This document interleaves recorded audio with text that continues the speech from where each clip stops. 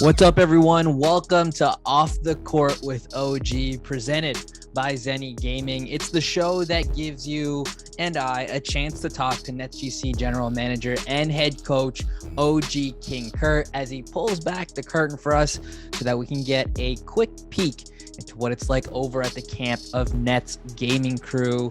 The camp of the undefeated and 3-0 Nets gaming crew of the NBA 2K League. It really feels good to say that. On today's episode, CURT will help us break down everything that transpired during week one of the switch. But before we get things underway, let's give a quick shout out to Zenni Blocks, who has been a member of the crew for yet another season. There's no better way to armor your eyes than with Zenni Blocks virtually clear blue blockers. It's only fitting that the best protection against blue light is teaming up with the best defensive squad in the league. You've seen the guys rock all sorts of styles, frames, and eyewear on stream during their games, and now you can too. So visit zenni.com/netsgc. Now, let's get episode 28 underway. CURT, how are we feeling after that first week of the switch? We're feeling good. I mean, definitely a lot better than we did in the first tournament. We didn't play as well as we thought we could have. Missed a lot of open shots. Didn't do a good job of taking care of the ball. But obviously, people have seen the moves that have been made since then, and the results are speaking for themselves right now. Yeah, most definitely. Perfect week. Literally couldn't have gone any better. One thing that I noticed doesn't get mentioned a lot, particularly headed into this tournament, the switch, was how competitive this group was. And honestly, considering what happened in the slam, like it was justified. I'll admit that, with only two teams earning a spot headed into bracket play, I guess many outside of the NetsGC org assumed it would just go to Hawks Talon and Grizz Gaming because of what they did in the slam. But now with Brooklyn being 3-0, what does that say about the overall depth of this group? And more importantly, what does it say about you guys being able to accomplish what you accomplished? Definitely. I mean, both of those teams respectfully has BP, who's a phenomenal guard. This is his arena. He originally comes from. So definitely that makes them an instant threat. And then you have C's on the other end, who was one of the better guards in our league and has adapted to the 3v3 game well. And that group over there has been pretty good. I mean, especially with Witness and Putback playing at a high level. I know they also subbed in hot, during this tournament, but that initial three has been really competitive. So I felt like a lot of people would maybe overlook us due to the fact that at the present time before the tournament started, they both were top five teams in the 3v3 ranking. So I knew we would probably get overlooked, and I felt like it was a good moment for us to just to go out and play. And we know internally what our struggles have been in each mode, whether it's 5v5 or 3v3. So just being able to clear those things up, obviously bring in a talented guard like Jaden, who's adapted really well. He listens, very coachable, a good teammate, and he listens and trusts his teammates, and they trust him too. So that definitely made a difference. And it turns out I think it's going to make this group a lot stronger for the fact that we're playing really well, and those teams are still a threat at the end of the day. I want to get to Jaden in a second because, on the outside looking in, it's very easy to kind of point to Jaden as being the biggest visible difference between now and what the team was like during the slam. But first, let's hone in on this defensive duo that is supporting Jaden in 3v3. I've seen the memes and the images that they post, the self-proclaimed greatest tag team in the world, Steez and Streets. How great have they been, and why do you think they have yet to get the attention that maybe other top defensive pairings have gotten? we talk about this all the time. I mean, and just to give some inside track information and access is that when you don't have the team success that you could have or should have, your performances will get overlooked, and that's definitely what's happened with them. We started out hot, in a tip off, and you pretty much can see the difference in what was going on, and it got recognized, and then we got to the stage. It didn't transfer over well, only because we didn't win. We still managed to hold teams defensively.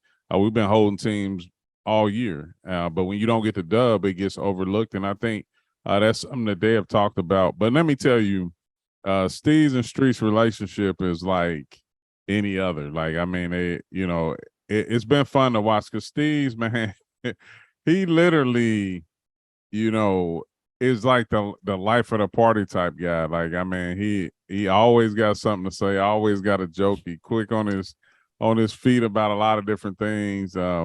And Streets is pretty much laid back.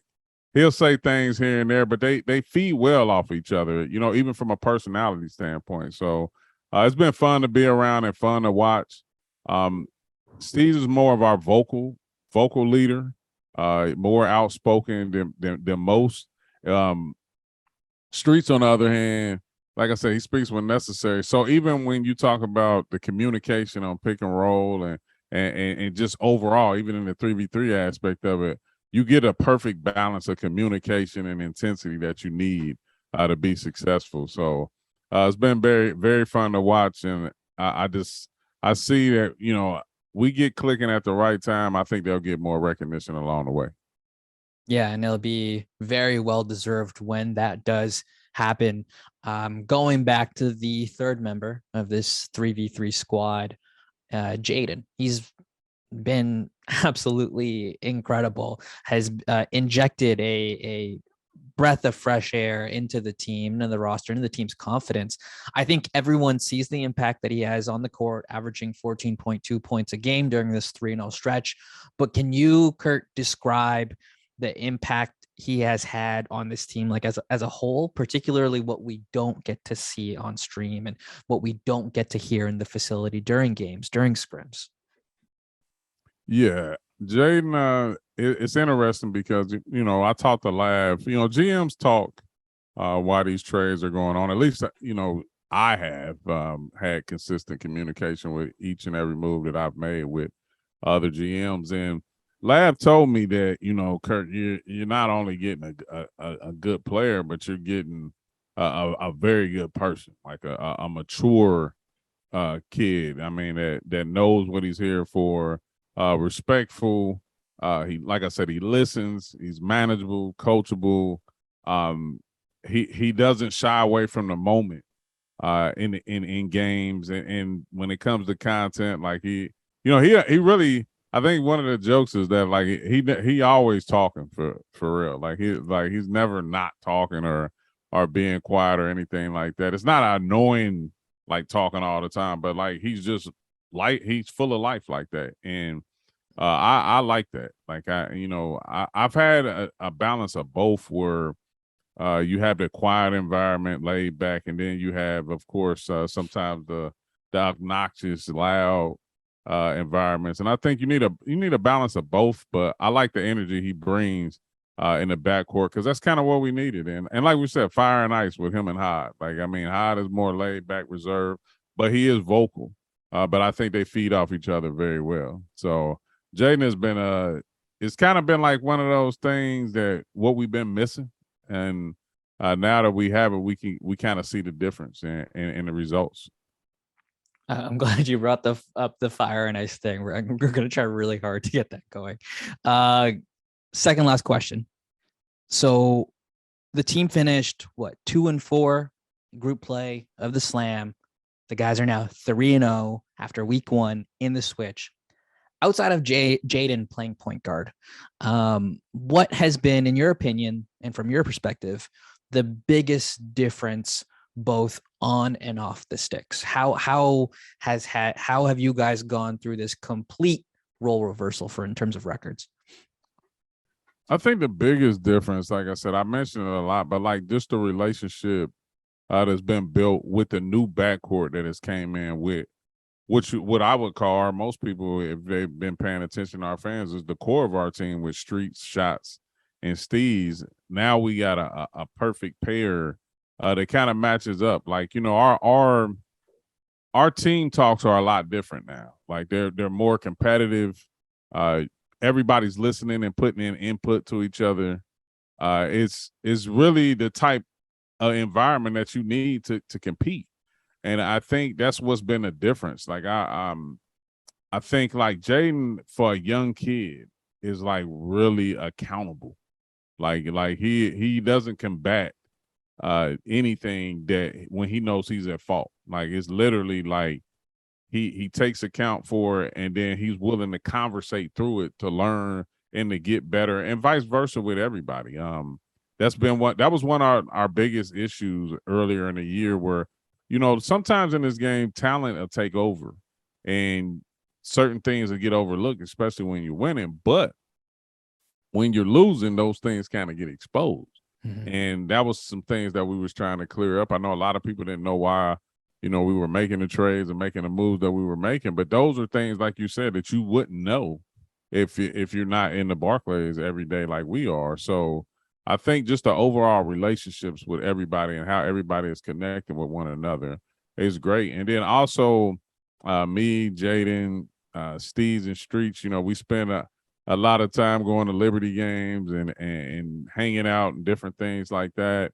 We've been doing a lot of different community events that involves everybody. So I think I've been, as best as I can, creating a lot of room for us to make sure we're doing our work in the game, in the facility, but also out of facility, making sure we're getting connected with the community and just overall bonding and spending time with each other.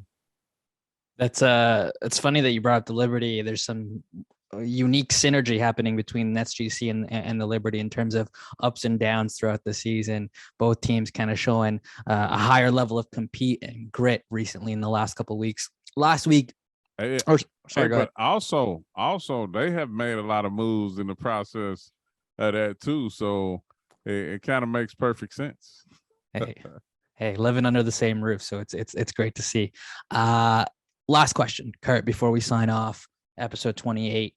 By the time this goes live, the team will be headed into game number 5 of group play.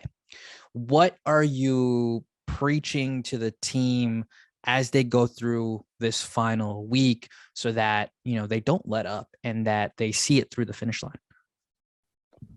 No, we know what's in front of us. I think this is a perfect opportunity that we show that we can beat everybody in this group, and we just need to do it again, one more round. We want all the points. We're in good contention right now in the 3v3 playoffs, so we want to make sure we're keeping that taken care of, and just knowing that we need one game to solidify our position and moving on and making that trip out to Indy and getting on the stage and seeing what we can do. So I think knowing that we have that in front of us is a good enough incentive to make sure that we get the job done. And we talked about that instantly after we won, our third game, is that, job is basically not done. That we know we need to get one more, but we want to get 3 more and get as many points as we can and put ourselves in the best position we can to be, ultimately competing for a 3v3 championship come August. And a return trip to Indy is overdue. So I can't wait to see how week 2 plays out of the switch. That does it here for us on episode 28 of Off the Court with OG, presented by Zenni Gaming. CURT, any final thoughts before we sign off? No, just thank everybody for tuning in. Also, big shout out to everybody who's following SGC throughout the season and all the content that we're putting out. Just make sure, you follow NetsGC and Nets Gaming Crew on Twitter and Instagram. If you're on Facebook, follow us there. Just keep supporting. We're gonna keep competing and ultimately trying to bring home some championships here to Brooklyn. Yes, sir. It's an exciting time over here at NetsGC. By the time this airs, the team will have either clinched a spot in Indy for the Switch or will have another attempt to do so tonight. No matter what, the team controls their own destiny, which is a massive improvement over what transpired over in the previous 3v3 tournament. As CURT had just mentioned, make sure you're following Nets Gaming Crew on all social media platforms to stay up to date with the team. Check out zenni.com/netsgc to get your hands on the frames and lenses the team will be rocking throughout the rest of season 5. On behalf of CURT and everyone over at NetsGC, I'm Kristian Cuaresma, and this was Off the Court with OG.